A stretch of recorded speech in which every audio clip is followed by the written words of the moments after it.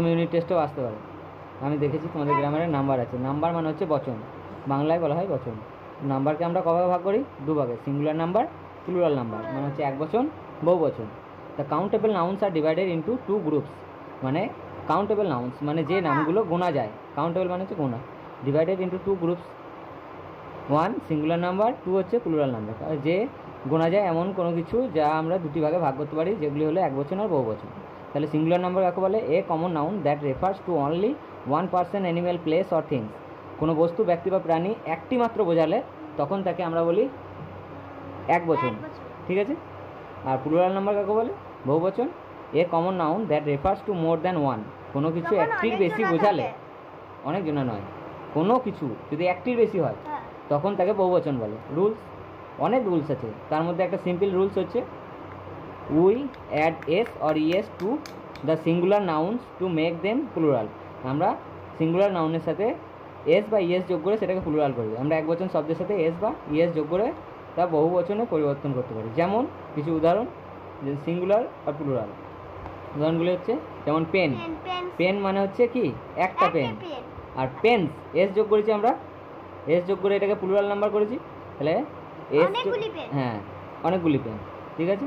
Cup, cup মানে একটি cup, আমরা এস যোগ করেছি। কাপ, কাপ মানে অনেকগুলি কাপ। কাউ, অনেকগুলি মানে হচ্ছে একটার বেশি হলেই এস যোগ হবে। দুটো হতে পারে, তিনটে হতে পারে, চারটে হতে পারে, অনেকগুলি হবে তার কোনো মানে নয়, একটার বেশি কাপ।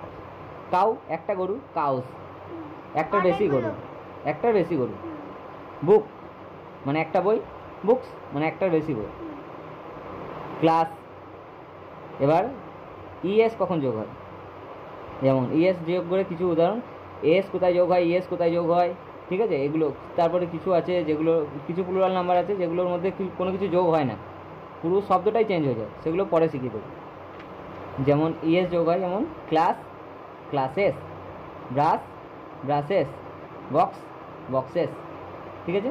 এখানে ইএস যোগ করেছি শেষে, ইএস যোগ করে, ইএস, এস অথবা ইএস যোগ করে আমরা প্লুরাল নাম্বার করি। যেমন এখানে আমরা নিয়মে পড়েছি, প্রথম রুল, ফার্স্ট রুল। কখন যোগ হয়, কীভাবে যোগ হয়, সেগুলো পরে শিখিয়ে দেবো, ঠিক আছে?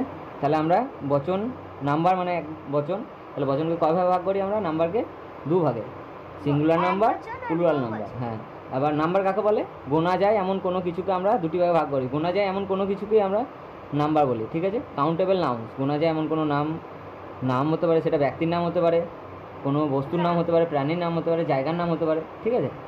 দুভাগে ভাগ করি, এক হচ্ছে সিঙ্গুলার নাম্বার, দুই হচ্ছে প্লুরাল নাম্বার। সিঙ্গুলার নাম্বার মানে এক বচন, a common noun that refers to only the person, only one person, animals, place or things. কোনো বস্তু বা ব্যক্তি বা প্রাণী বা কোনো জায়গার না, কেবলমাত্র একটি জায়গার নাম বোঝালে বা একটি জায়গা বোঝালে তখন তাকে এক বচন বলি। Plural number A common noun that refers to more than one.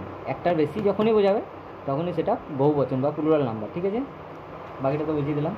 এরপরের দিন কী বোঝাবো? আরও অনেক নিয়ম আছে নাম্বার, কোথায় এস যোগ হবে, কোথায় ইএস যোগ হবে, কোথায় কিছু যোগ হবে না, কোথায় হ্যাঁ কী হবে আমি বুঝিয়ে দেবো, ঠিক আছে?